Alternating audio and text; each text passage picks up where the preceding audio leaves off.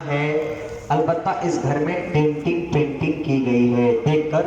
یہ گھر دکھنے میں لگے گا ارے بڑا خوبصورت گھر نظر آ رہا، لیکن اگر کوئی کہے گا کہ ارے تم یہ نیا گھر بنائے ہو، تو نیا تو گھر بنا نہیں ہے، بیسک دیوار تو وہی ہے۔ سیم اسلام میں بھی ایسا ہی ہے۔ اسلام میں حضرت آدم جس عقیدے کو لے کر آئے، اسی عقیدے پر عقیدہ حضرت آدم کا یہ تھا کہ ہمارا اللہ ایک ہے، ہمارا اللہ ایک ہے، اور فرشتے کے اوپر ایمان لانا، مرنا ہے ہمیں، قیامت قائم ہوگی، اور آخرت کے اوپر یقین اور اعتماد لانا، یہ بیسک کانسیپٹ ہے، اس کے اندر کوئی تبدیلی نہیں ہوئی۔ لیکن ہاں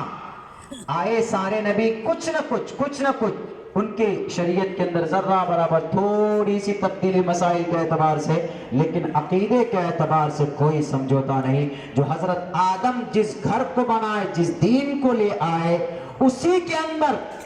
اللہ کے نبی علیہ السلام نے اخیر میں آ کر اللہ تبارک و تعالیٰ نے یوں کہا کہ اے محمد، اب آپ کے بعد کوئی نبی اس دھرتی پر نہیں آنے والے، آپ بالکل آخری ہیں، آپ انتم مہارشی ہیں، آپ انتم سندیشٹھا ہیں، آپ انتم اوتار ہیں، آپ کے بعد اس زمین پر کوئی نبی نہیں آئے گا،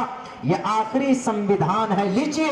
اليوم اکملت لکم دینکم واتممت علیکم نعمتی ورضیت لکم الاسلام دینا، قرآن کریم کی آیت ہے، یہ دین مکمل ہے،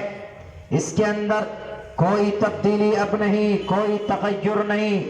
جن جن الفاظ میں ہم نے قرآن کو نازل کیا ہے، یہ قیامت تک، صبح قیامت تک اس کے اندر کوئی تبدیلی نہیں ہو سکتی،